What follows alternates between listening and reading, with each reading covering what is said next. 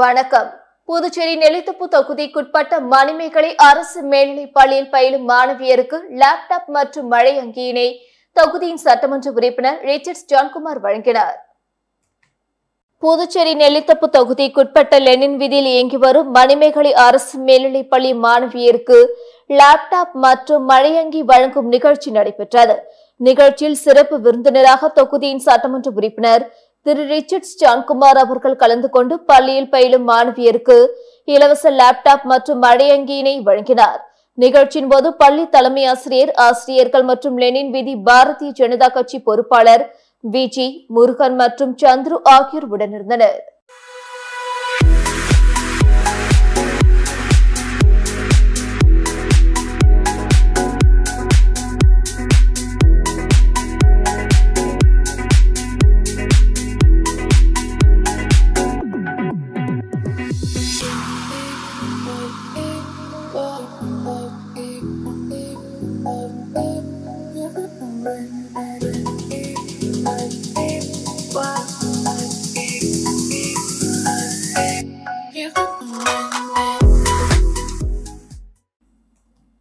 புதுச்சேரியில் விநாயகர் சதுர்த்தியை முன்னிட்டு சுமார் 500 இடங்களில் சிலைகள் அமைக்க ஏற்பாடு செய்து வருவதாக இந்து முன்னணி தெரிவித்துள்ளது. புதுவையில் கடந்த ஆண்டு விநாயகர் சதுர்த்தி விழாவை முன்னிட்டு காவல்துறை அனுமதி பெற்று 350 இடங்களுக்கும் மேலாக சிலைகள் அமைக்கப்பட்டிருந்தன. அதன்படி வரும் செப்டம்பர் 7ஆம் தேதி விநாயகர் சதுர்த்தியை முன்னிட்டு புதுச்சேரி உள்ளிட்ட 4 பிராந்தியங்களிலும் 500 இடங்களில் விநாயகர் சிலைகள் அமைக்கப்பட உள்ளன. புதுச்சேரியில் மட்டும் 100க்கும் மேற்பட்ட இடங்களில் சிலைகள் அமைக்கப்பட உள்ளன. சிலைகள் 2 அடி முதல் 21 அடி வரை உயரமுடையவைகளாக இருக்கும். புதுச்சேரி சாரம் பகுதியில் 21 அடி உயர விநாயகர் சிலை அமைக்கப்பட்டு பூஜைகள் நடைபெற உள்ளன. செப்டம்பர் 7ஆம் தேதி விநாயகர் சிலைகள் அமைக்கப்பட்டு 11ஆம் தேதி விசர்ஜனம் செய்யப்படும். புதுச்சேரியில் கடற்கரை சாலை காந்தி சிலை அருகே விநாயகர் சிலைகள் விசர்ஜனம் நடைபெற உள்ளது. தனியார் பொழுதுபோக்கு மையத்தில் ஒட்டக பராமரிப்பாளரை மிதித்து கடித்து கொன்ற ஒட்டகத்தின் சிசிடிவி காட்சிகள் வெளியாகி அதிர்ச்சியை ஏற்படுத்தியுள்ளது. புதுச்சேரி தவளக்குப்பம் கடற்கரையில் தனியார் பொழுதுபோக்கு மையம் உள்ளது. இங்கு சுற்றுலா பயணிகளை கவரும் வகையில் ஒட்டக சவாரி நடந்து வந்தது. இங்கிருந்த ஒட்டகத்தை மத்திய பிரதேச மாநிலம் பர்வானியை சேர்ந்த ரமேஷ் என்ற முதியவர் பராமரித்து வந்தார். இந்த நிலையில் நேற்று ஒட்டகத்திற்கு தீவனம் வைத்த முதியவர் ரமேஷை ஒட்டகம் மிதித்து கொன்றது. இது தொடர்பாக தவளக்குப்பம் போலீசார் விசாரணை மேற்கொண்டு வரும் நிலையில் முதியவரை ஒட்டகம் மிதித்து கடித்து கொன்ற சிசிடிவி காட்சிகள் வெளியாகி அதிர்ச்சியை ஏற்படுத்தியுள்ளது. புதுச்சேரி பாரதி பூங்காவில் 50 ஆண்டுகளுக்கு மேலான பழமை வாய்ந்த செயற்கை நீரூற்று குளத்தினை புதுப்பிக்கும் பணியில் தேசிய கட்டுமான கழகம் ஈடுபட்டுள்ளது. புதுச்சேரி சட்டசபை மற்றும் கவர்னர் மாளிகை எதிரில் உள்ள பாரதி பூங்கா 3 ஏக்கர் பரப்பளவில் 500க்கும் மேற்பட்ட மரங்களுடன் சுற்றுலா பயணிகளை கவரும் வகையில் அமர்ந்துள்ளது. இந்த பூங்கா 1940 வரை பிரெஞ்சு போலீசாரின் அணிவகுப்பு மைதானமாக பயன்படுத்தப்பட்டது. புதுச்சேரி அரசு 1954க்கு பிறகு இப்பகுதியை முழுமையாக பூங்காவாக மாற்றியது. அதைத் தொடர்ந்து சில ஆண்டுகளுக்கு பிறகு பூங்காவின் உட்பகுதியில் 20 மீட்டர் நீளம், 8 மீட்டர் அகலம், 1 மீட்டர் ஆழம் கொண்ட குளம் மற்றும் 5 அடி உயரமுள்ள பெண் சிலை கையில் உள்ள குடத்தில் இருந்து நீர் கொட்டும் வகையில் செயற்கை நீரூற்று குளம் ஒன்று பூங்காவிற்கு வருபவர்களை கவரும் வகையில் அமைக்கப்பட்டது. பல ஆண்டுகளாக பயன்பாட்டில் இருந்து வந்த செயற்கை நீரூற்று போதிய பராமரிப்பின்றி பொலிவிழந்து சிதிலமடைந்த நிலையில் 10 ஆண்டுகளாக இருந்து வந்தது. தற்பொழுது புதுச்சேரியில் ஸ்மார்ட் சிட்டி திட்டத்தின் கீழ் பணிகள் செய்து வரும் தேசிய கட்டுமான கழகத்திடம் புதுச்சேரி ஸ்மார்ட் சிட்டி திட்ட அதிகாரிகள் நீரூற்றை புதுப்பித்து தர கோரியதை அடுத்து தேசிய கட்டுமான கழகம் தனது சொந்த செலவில் செயற்கை நீரூற்று பூங்காவை முழுமையாக புதுப்பிக்கும் பணியில் ஈடுபட்டு வருகிறது. இதற்காக குளத்தில் நவீன டைல்ஸ்கள் பதிக்கப்பட்டு வண்ண விளக்குகள் நீரூற்றின் போது ஒளி வீசும் வகையில் பொருத்தப்பட்டு வருகிறது. விரைவில் குளம் பயன்பாட்டிற்கு வர உள்ளது.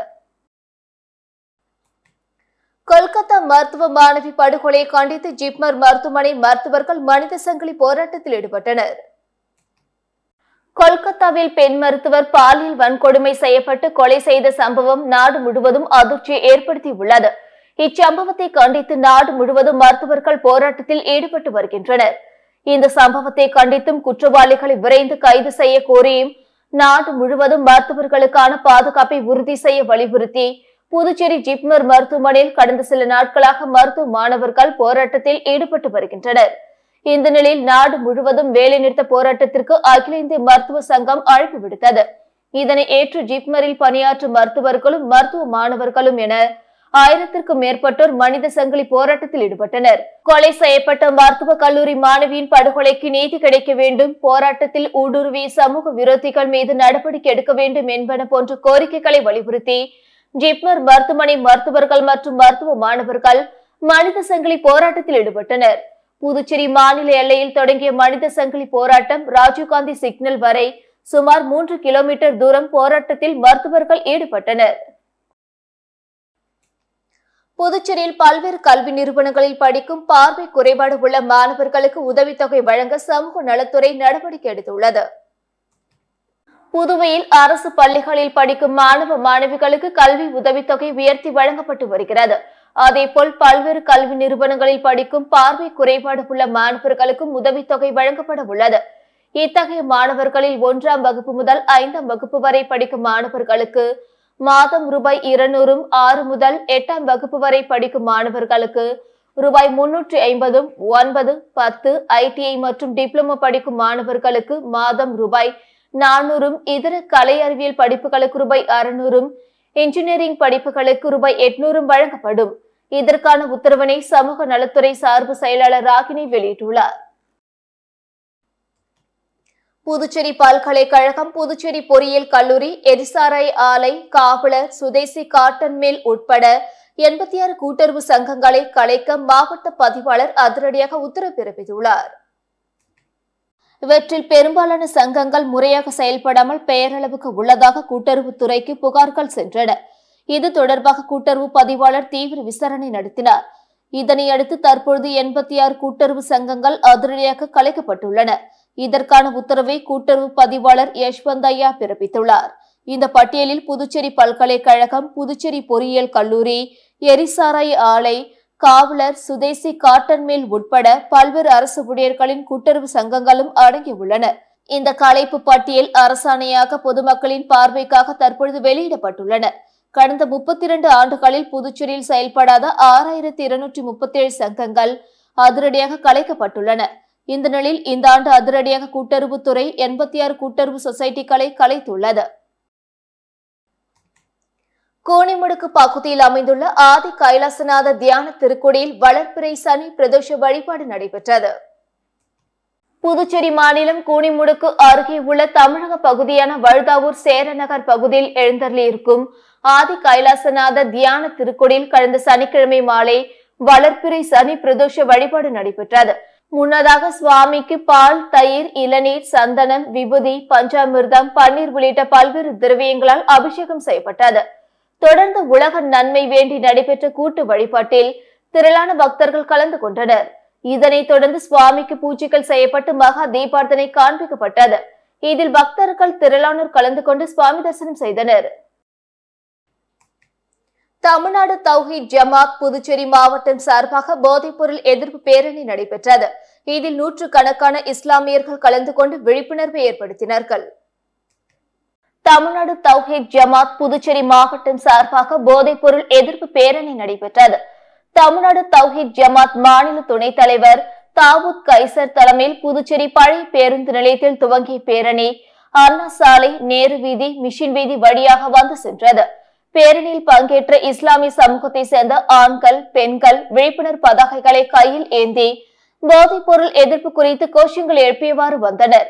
இதனைத் தொடர்ந்து மாதா கோவில் அருகே வந்தடைந்த பேரணி அங்கே கோரிக்கைகளை வலியுறுத்தி கண்டன கோஷங்களையும் எழுப்பினார்கள்.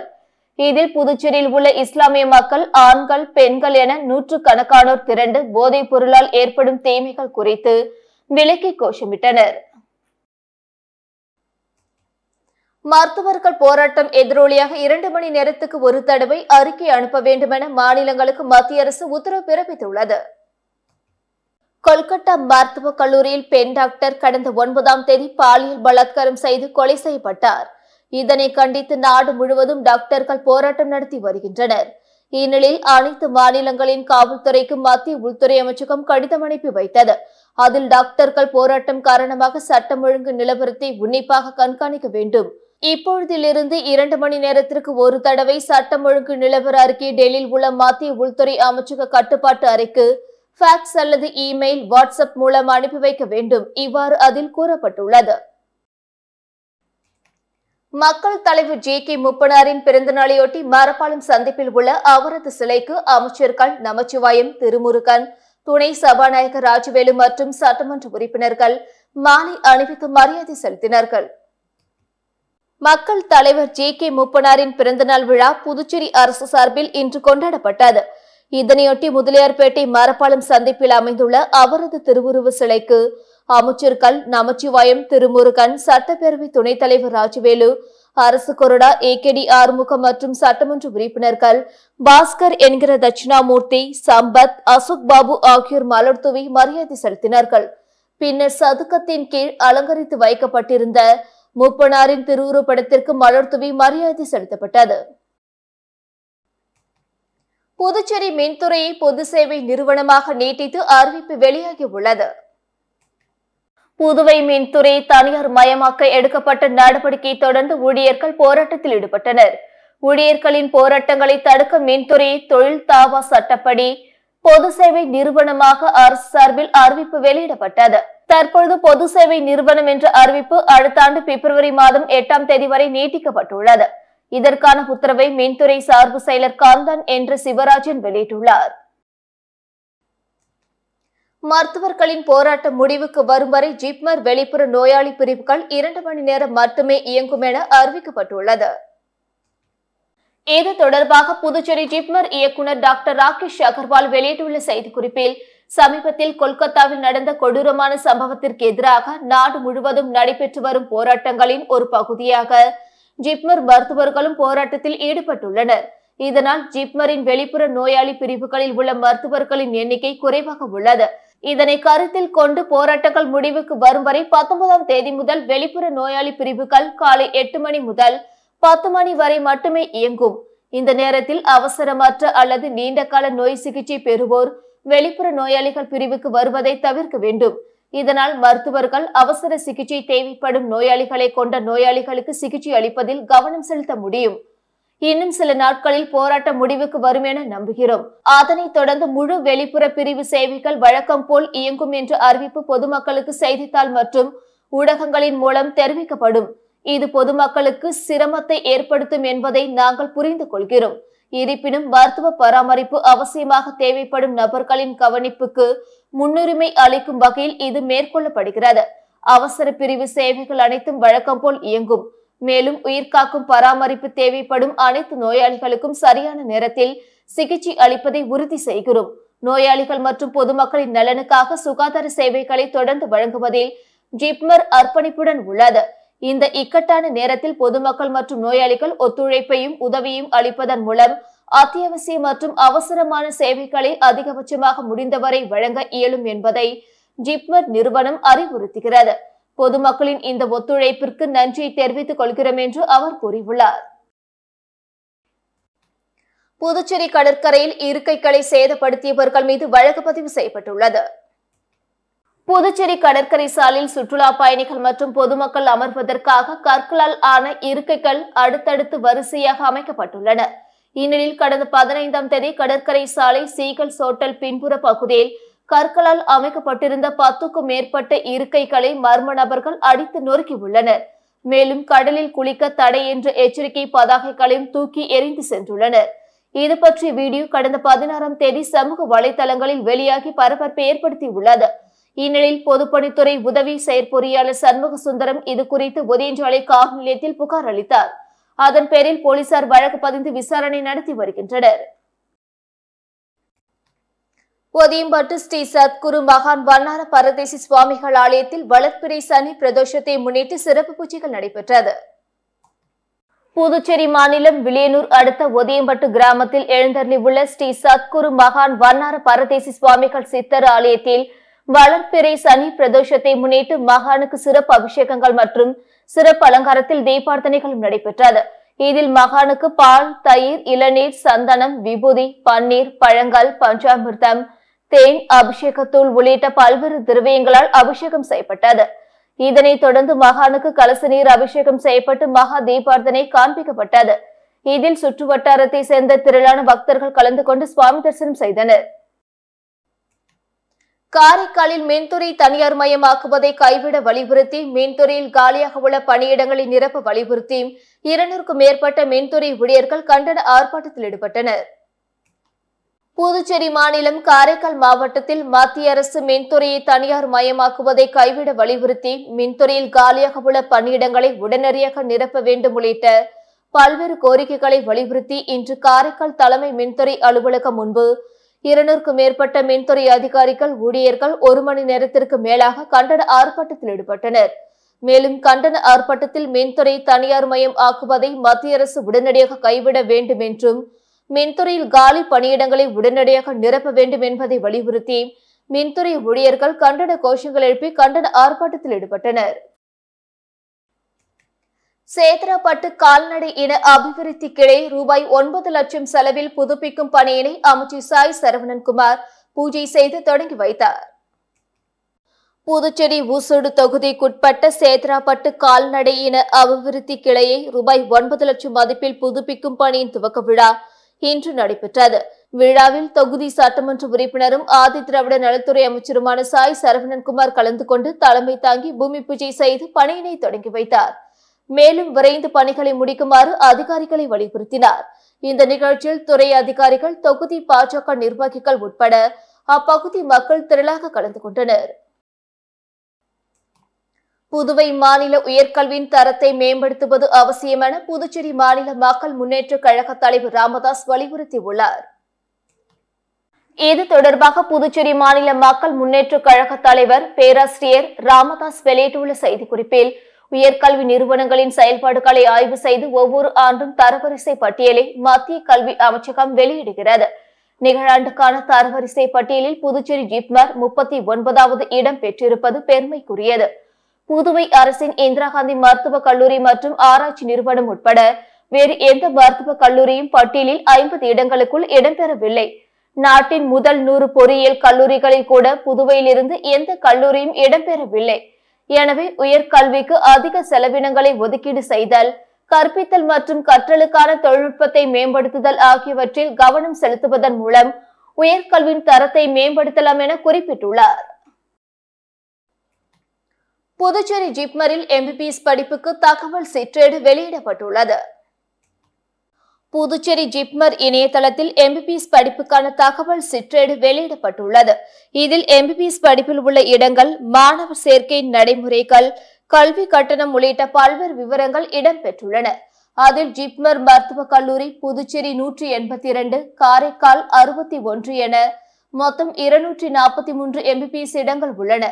புதுவை மாணவர்களுக்கான ஒதுக்கீடாக புதுச்சேரியில் 48, காரைக்காலில் 16 என 64 இடங்கள் ஒதுக்கப்படுகிறது. இதில் 5% இடங்கள் கிடைமட்ட ஒதுக்கீடாக மாற்றுத்திறனாளிகளுக்கு ஒதுக்கப்படும். இந்த இடங்கள் மருத்துவ கலந்தாய்வு குழு இணையதளத்தில் இட ஒதுக்கீடு வாரியாக 243 இடங்களுக்கான சேர்க்கைக்கு நீட் மதிப்பெண் அடிப்படையில் சீட் ஒதுக்கீடு பட்டியல் வெளியிடப்படும். அதன் அடிப்படையில் ஜிப்மர் மாணவர் சேர்க்கை நடைபெறும். மாணவர் சேர்க்கை முடிந்த பிறகு கல்வி கட்டணமாக ரூபாய் 14,920 செலுத்த வேண்டும் என குறிப்பிடப்பட்டுள்ளது. வீராம்பட்டினம் தேர் திருவிழாவில் படுகொலை செய்யப்பட்ட நரிக்குறவர் குடும்பத்திற்கு அதிமுக இளைஞர் மற்றும் இளம் பெண்கள் பாசறை செயலாளர் தமிழ்வேந்தன் ஆறுதல் கூறி நிதியுதவி வழங்கினார். சிதம்பரம் அடுத்த கீரப்பாளையம் பகுதியை சேர்ந்தவர் நரிக்குறவர் வெள்ளிமலை. இவர் தனது குடும்பத்துடன் வீராம்பட்டினம் செங்கல்நீர் அம்மன் கோவில் தேரோட்ட விழாவில் வியாபாரம் செய்ய கடந்த 15ஆம் தேதி வந்திருந்தார். கோவில் அருகே சாமி வேடம் அணிந்து பொதுமக்களிடம் காணிக்கை வாங்கினார். அப்பொழுது வீராம்பட்டினம் பகுதியை சேர்ந்த அஜித்குமார் என்ற இளைஞனுக்கும் வெள்ளிமலைக்கும் பிரச்சனை ஏற்பட்டது. இதில் ஆத்திரமடைந்த அஜித்குமார் கரும்பினால் அடித்ததால் வெள்ளிமலை உயிரிழந்தார். இச்சம்பவம் வீராம்பட்டினம் மீனவ கிராமத்திற்கு அவப்பெயரை ஏற்படுத்தி உள்ளது. இதனை போக்கும் வகையில் வீராம்பட்டினம் கிராமத்தை சேர்ந்த அதிமுக இளைஞர் மற்றும் இளம் பெண்கள் பாசறை சார்பில் வெள்ளிமலை குடும்பத்தாரை சந்தித்து ஆறுதல் கூறி ரூபாய் 25,000 நிதியுதவி வழங்கப்பட்டது. இந்த நிகழ்ச்சியில் வீராம்பட்டினம் மக்கள் குழு, கோவில் திருப்பணி குழு, ஊர் முக்கியஸ்தர்கள் மற்றும் ஊர் பொதுமக்கள் உடனிருந்தனர். மின்துறை தனியார் மயம் ஆக்குவதை கைவிட வலியுறுத்தி மின்துறையில் காலியாக உள்ள பணியிடங்களை நிரப்ப வலியுறுத்தி 300க்கும் மேற்பட்ட மின்துறை தனியார் மய எதிர்ப்பு போராட்ட குழுவினர் கண்டன ஆர்ப்பாட்டத்தில் ஈடுபட்டனர். மின்துறை பொறியாளர்கள் மற்றும் தொழிலாளர்கள் தனியார் மைய எதிர்ப்பு போராட்ட குழு சார்பில் கண்டன ஆர்ப்பாட்டம் புதுச்சேரி மின்துறை தலைமை அலுவலகத்தில் நடைபெற்றது. மின்துறையை தனியார் மயம் ஆக்குவதை கைவிட வலியுறுத்தி மின்துறையில் காலியாக உள்ள 850 பணியிடங்களை உடனடியாக நிரப்ப வேண்டும், பணியின் போது உயிரிழந்த ஊழியர்களுக்கு நிவாரணம் வழங்க வேண்டும், வாரிசுதாரர்களுக்கு கருணை அடிப்படையில் பணி வழங்க வேண்டும் உள்ளிட்ட பல்வேறு கோரிக்கைகளை வலியுறுத்தி 300க்கும் மேற்பட்ட மின்துறை ஊழியர்கள் கலந்து கொண்டு மத்திய மாநில அரசுகளை கண்டித்து கண்டன கோஷங்கள் எழுப்பினர். புதுச்சேரியில் பழைய நாணயங்களை சேகரிக்கும் நபரை ஏமாற்றி மர்ம நபர்கள் நூதனமாக ரூபாய் 45,000 மோசடி செய்திருப்பது குறித்து சைபர் கிரைம் போலீசார் விசாரணை மேற்கொண்டு வருகின்றனர். புதுச்சேரி வில்லியனூரை சேர்ந்த ஒருவர் பழைய நாணயங்கள் சேகரிப்பதில் ஆர்வம் கொண்டவராக உள்ளார். அவர் அண்மையில் முகநூல் பக்கத்தில் பழைய நாணயங்கள் அதிக விலைக்கு வாங்கி கொடுக்கப்படும் என்ற விளம்பரத்தை பார்த்து மர்ம நபர்களுக்கு முகநூலில் குறுஞ்செய்தி அனுப்பியதாக தெரிகிறது. இதையடுத்து மர்ம நபர்கள் அவரை தொடர்பு கொண்டு நாணயத்தின் புகைப்படத்தை தங்களுக்கு அனுப்புமாறு கூறினாராம். நாணய சேகரிப்பு ஆர்வலர் தன்னிடம் இருந்து 3 பழங்கால நாணயங்களை புகைப்படம் எடுத்து அவர்களுக்கு முகநூல் வாயிலாக அனுப்பிய நிலையில் ஒவ்வொரு நாணயத்துக்கும் ரூபாய் 5 லட்சம் தருவதாக மர்ம நபர்கள் கூறினாராம். இந்த நிலையில் மர்ம நபர்கள் அவசர தேவைக்காக நாணய சேகரிப்பாளரிடம் ரூபாய் 45,000 கேட்டனராம். அவரும் அவர்கள் கேட்ட பணத்தை அனுப்பியதாக தெரிகிறது. மர்ம நபர்கள் அவரிடம் மேலும் பணம் அனுப்புமாறு கூறினர். இதனால் சந்தேகமடைந்த அவர் இது குறித்து புதுச்சேரி இணையவழி குற்றப்பிரிவில் புகார் அளித்தார். அதன் பேரில் போலீசார் வழக்கு பதிந்து விசாரித்து வருகின்றனர். வருவாய்த்துறை அதிகாரிகளை செயல் நடுவர்களாக நியமித்து தலைமை செயலர் சரத் சவுகான் உத்தரவு பிறப்பித்துள்ளார். சட்டம் ஒழுங்கு பிரச்சினை ஏற்பட்டால் வருவாய்த்துறை அதிகாரிகள் மூலம் சில நடவடிக்கைகள் எடுக்கப்படும். அதற்காக வருவாய்த்துறை அதிகாரிகளுக்கு செயல் நடுவர் அந்தஸ்து வழங்கப்படுகிறது. அதன்படி மாவட்ட கலெக்டர்கள், துணை கலெக்டர்கள், உதவி கலெக்டர்கள், வருவாய் அதிகாரிகள், தாசில்தார்கள், துணை தாசில்தார்கள் ஆகியோருக்கு செயல் நடுவர் அந்தஸ்து வழங்கப்பட்டுள்ளது. கலெக்டர்கள் அந்த மாவட்டம் முழுவதற்கும் மற்றவர்கள் தங்களது பணி எல்லைக்குள் உள்ள பகுதிகளிலும் செயல் நடுவர்களாக பணியாற்றுவார்கள். இதற்கான உத்தரவை தலைமை செயலாளர் சரத் சவுகான் பிறப்பித்துள்ளார். இத்துடன் செய்திகள் நிறைவடைந்தன. வணக்கம்.